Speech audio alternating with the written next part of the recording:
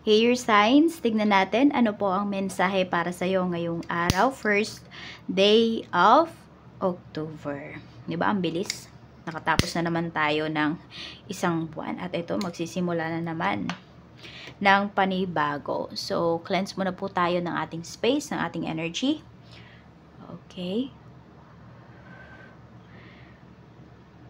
So, kung meron man po kayo mga bigat na naramdaman, na naranasan nitong nakaraang buwan, i-let go nyo na po.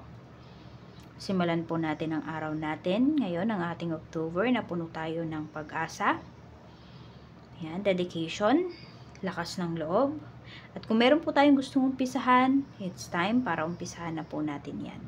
Umpisahan nyo na po yan, air signs. Huwag na kayong magpatumpik-tumpik pa. Okay. Start na po tayo ng ating reading.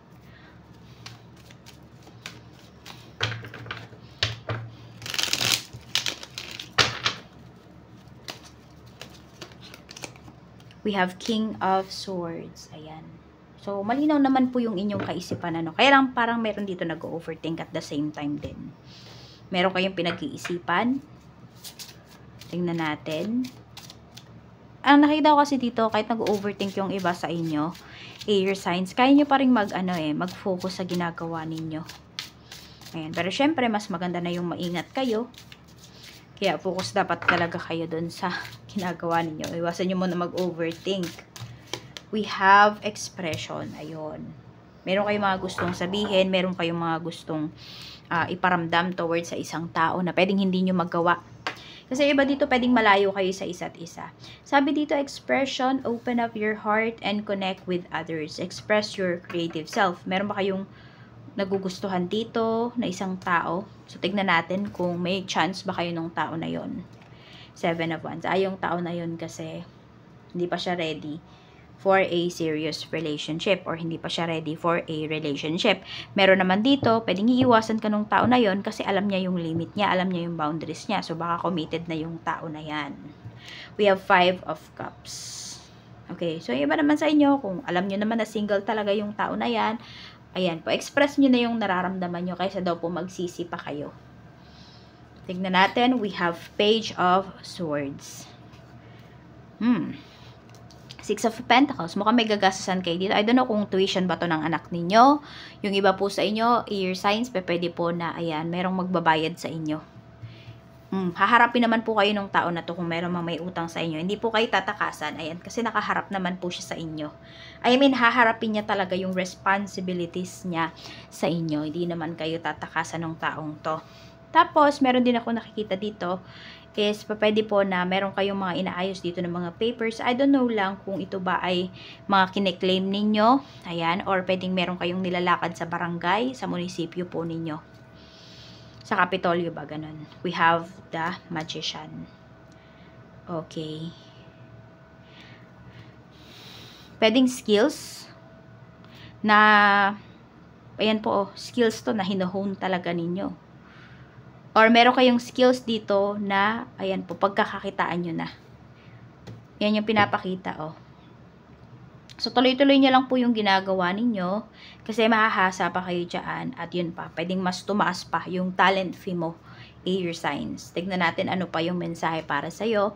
We have Ace of Swords. Ayan o, meron tayo ditong breakthrough na pinapakita. So, kung nag-apply po naman yung iba sa inyo ng trabaho, ayan po, or ng loan for some of you. Pwedeng loan tong in-apply ninyo. Ma-approve po siya. Or kung trabaho nga po ito, ayan, may matatawagan po dito. I mean, makaka-receive kayo ng call doon sa in-applyan po ninyo. We have 6 of Swords. Ayan o. May new environment po kayo dito, nakakaharapin. May new progress or new pace po sa life ninyo. We have 7 of Cups. Ito na yung pag-asa mo, air signs. Ito na yung simula para magawa mo yung mga nais mo, masimulan mo yung mga goals mo. Okay? So, need mo lang talaga dito is mag-focus. We have Knight of Pentacles. Yan. Kung iba naman sa inyo, wala kayong nakikitang growth dyan sa akin, nalalagyan ninyo ngayon, it's time daw na maghanap na kayo. Kaya din nag-overthink yung iba sa inyo. Bakit? Kasi alam niyo na ginagawa nyo na yung best ninyo, pero walang nangyayari. Walang progress. Okay? Yung iba naman, pwedeng maliit pa lang yung progress or konti pa lang yung progress sa life ninyo ngayon or sa ginagawa ninyo, sa trabaho ninyo, pero may progress pa rin. Tignan nyo rin naman yun. Oo, yung kahit maliit yung progress or mabagal yung progress, pero may progress pa rin. Tignan nyo po yan ha, kasi wag din naman kayo daw dito masyadong maging mapaghanap. Meron tayo ditong death card. So, may pagbabago po dito. So, once na na-express nyo na yung nararamdaman ninyo towards sa isang tao, towards sa isang bagay, towards sa isang sitwasyon, may pagbabago po dito. So, tignan natin kung positive ba or negative yung pagbabago na yon. 9 of Wands. Okay, may positive, may negative. Depende dun sa sasabihan ninyo ng feelings ninyo, ng nararamdaman po ninyo. So, meron dito makakatanggap, meron din naman parang iiwas po talaga sa inyo. 3 of Swords. Okay, so tingnan nyo din ha kung tama ba na mag-express na kayo ng nararamdaman ngayon towards sa isang tao, kung may nagugustuhan po kayo. Kasi yun nga baka umiwas sa inyo. I don't know kung katrabaho nyo ba to na nagugustuhan ninyo. Ayan, or sa inyo ba may umamin, tas iniiwasan nyo na ngayon yung taong yun.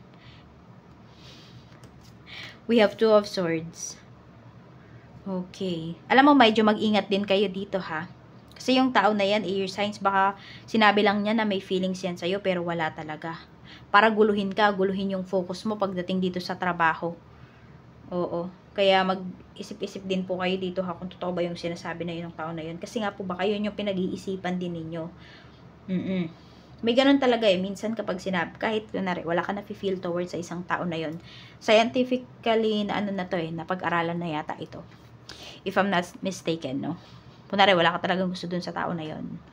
Tapos, bigla siyang umamin sa'yo na meron siyang feeling sa'yo. Kahit wala kang gusto dun sa tao na yon, magkakaroon ka ng feelings. Kahit papano. Tsaka maiisip mo siya. Yun, baka dito, meron dito nang gugulo lang po sa inyo. Ginugulo lang kayo ng tao na yon. Wala talaga siyang gusto sa'yo, pero gusto niya ma-distract ka. We have Wheel of Fortune.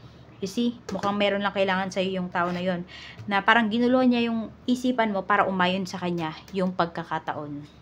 Kaya mag-ingat kayo dito. We have the Emperor. Kaya kung meron kayong tina-target na something, mag-focus mo muna kayo doon. We have 2 of Wands. Yan. Mukhang may offer din sa'yo dito. Okay? So, kung ito naman po may offer sa inyo dito, dapat mo bang tanggapin? Tanggapin nyo na po. Mukhang matagal nyo na ding hinihintay ito kung ano man yung offer na to para sa inyo. Tsaka maganda naman. Tingnan natin. Okay, we have 6 of Cups. We have the Fool. And we have Temperance. Okay, may tao dito na parang miss na kayo. I don't know kung anak nyo ba to, friend nyo, or taong may gusto talaga sa'yo. Parang matagal na siyang may gusto sa'yo, pero lagi siyang pinanghihinaan ng loob every time na gusto niyang umamin sa'yo.